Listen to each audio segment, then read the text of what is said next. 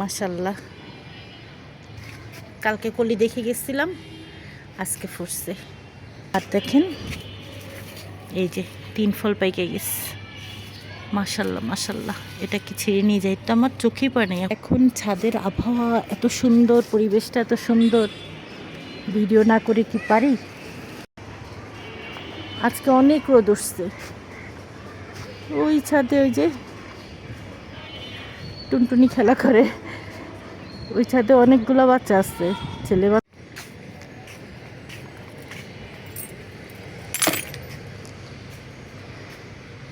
এই যে জবাটা পুরো ফুটছে মাশাল্লাহ। কালকে কলি দেখে গেছিলাম, আজকে ফুটছে। এরকম একটা জবা গাছ আমার ছাদে থাকবে আমি চিন্তাও করতে পারি না, স্বপ্নের মতো লাগতেছে।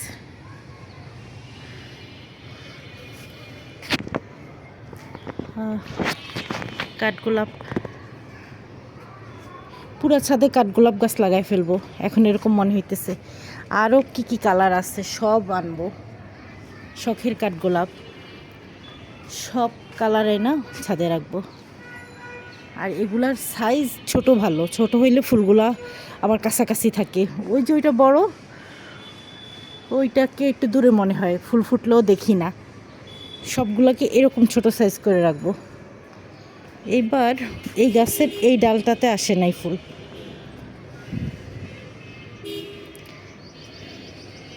জবাটা দেখে খুব ভালো লাগতেছে।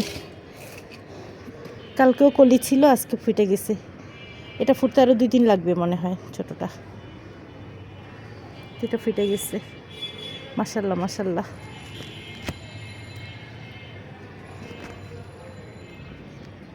জবার কিন্তু কোনো ঘ্রাণ নাই।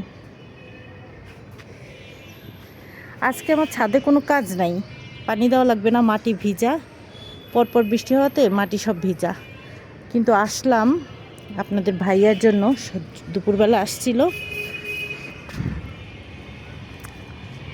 জুঁইয়ের 2টা চারা হয়েছে, জুঁই গাছের বিচি থেকে 2টা চারা করছি।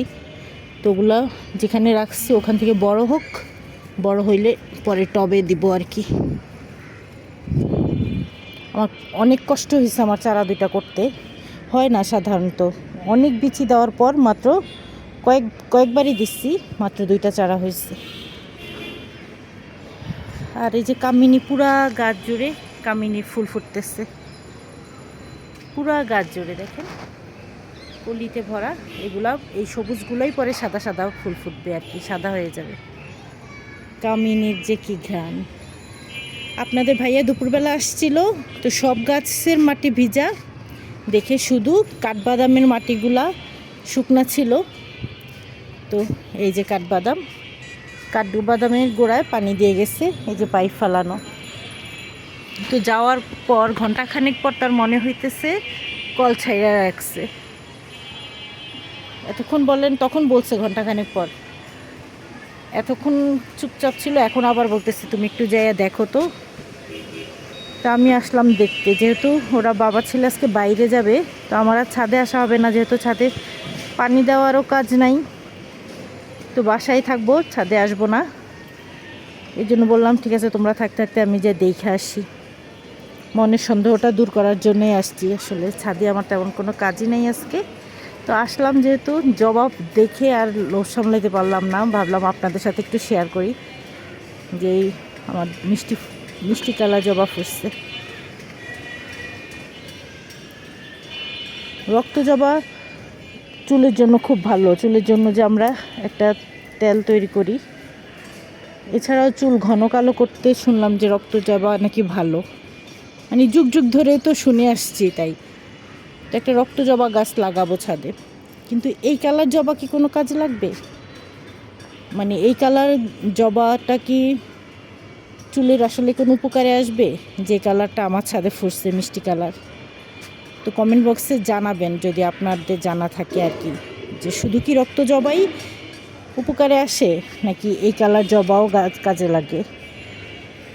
যেহেতু এখন এই কালার জবা গাছ আমার কাছে আছে, তাহলে আমি কাজে লাগাইলাম। এই ভেরিকেটেড পেয়ারা, ছোট ছোট পেয়ারা ধরে থাকবে। এই পেয়ারাগুলো কিন্তু বেশি বড় হয় না, কিন্তু অনেক মিষ্টি। পুরা গাছ ছোট ছোট পেয়ারা।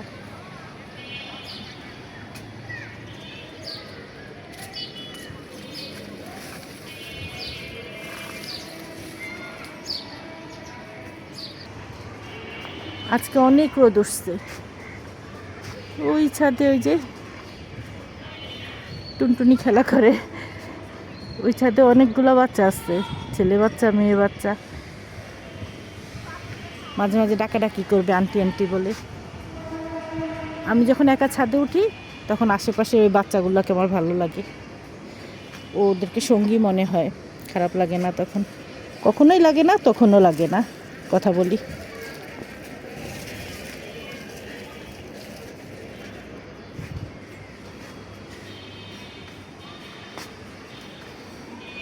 এই যে গাছ টাছ এগুলো সব পড়ে গেছিলো, আমি তো উঠাই নাই, আপনাদের ভাইয়া উঠাই দিয়ে গেছে। আজকে রান্নাবান্নার ভিডিও করি নাই, সকাল থেকে আসলে আমি ভিডিও অন করি নাই, মোবাইল হাতেই নিই নাই। তো এখন ছাদের আবহাওয়া এত সুন্দর, পরিবেশটা এত সুন্দর, ভিডিও না করে কি পারি?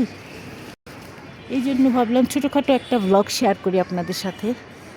আর এই যে মাটির ভিতরে যে ঢেউয়া দিয়ে গেছিলাম, এইখানে এটা পাকছে, এটাকে নিয়ে যাই, বাসায় নিয়ে যাব। পাকছে কি কি এমন একটা হিটকা দিয়ে গেছে, দেখি ছিঁড়াও যাচ্ছে না। এটাকে দুইটাই একই অবস্থা, এগুলোকে বাসায় নিয়ে যাই।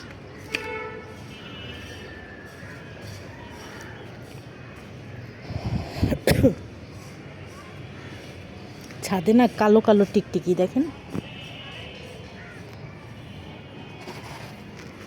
আমার ভয় লাগে যখন আমি একা আসি তখন। এখন আমি একা না, এখন তো ওই ছাদে দেখেন একটা পুতুল তাকে আছে আমার দিকে।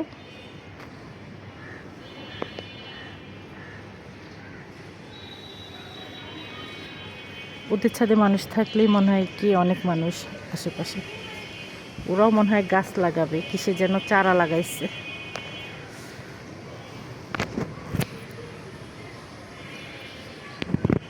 পানির লাইনে অটো লাইন লাগানো আর কি, তো অটো ট্যাঙ্কিটা নষ্ট হয়ে, অটো মোটরটা নষ্ট হয়ে গেছিলো, ওইটা আবার কালকে ঠিক করতে আসছিল। তা নাহলে কালকে আরও কিছুক্ষণ ছাদে থাকতাম।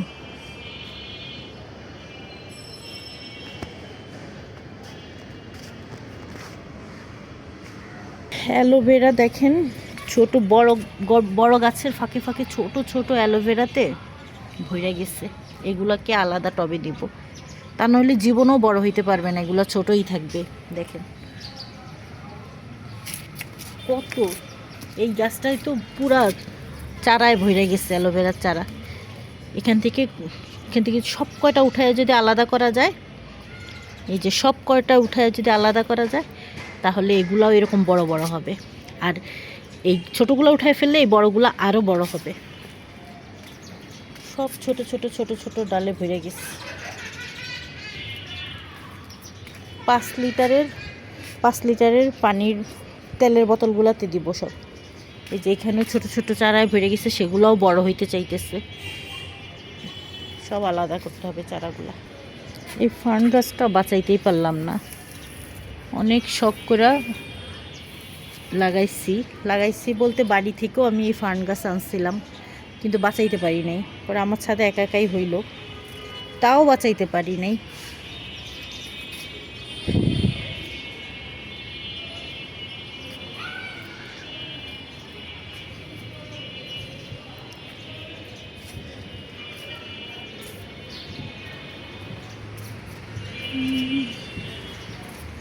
গরম চা, আচ্ছা এটা ছোট, এইটা বড়। এটা গরম চা, কষ কষ টক টক, এটা গরম চা খাই।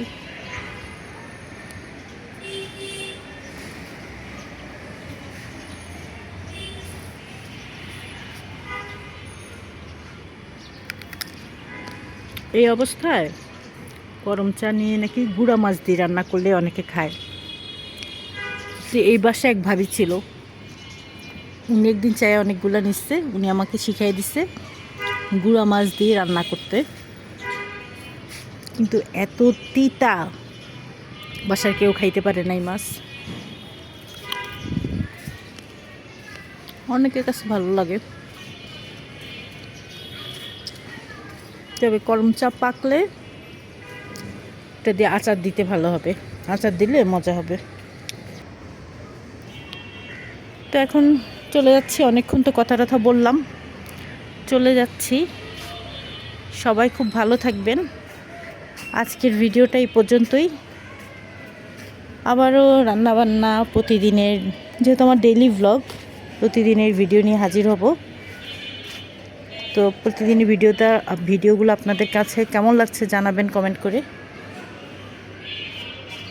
আর দেখেন এই যে 3 ফল পাইকে গেছে, মাশাল্লাহ মাশাল্লাহ। এটা কি ছিঁড়ে নিয়ে যায়? এটা আমার চোখেই পড়ে নাই, পইচেই গেছে, মানে বেশি পেকে গেছে।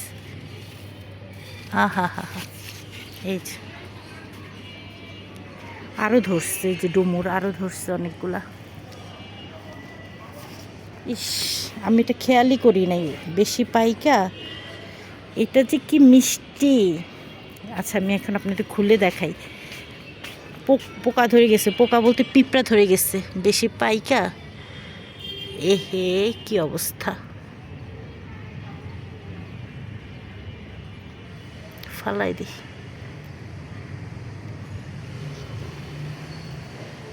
আসলে খেয়াল করিনি। তো ঠিক আছে, আজকের ভিডিওটা এই পর্যন্তই। সবাই ভালো থাকবেন। আল্লাহ হাফেজ।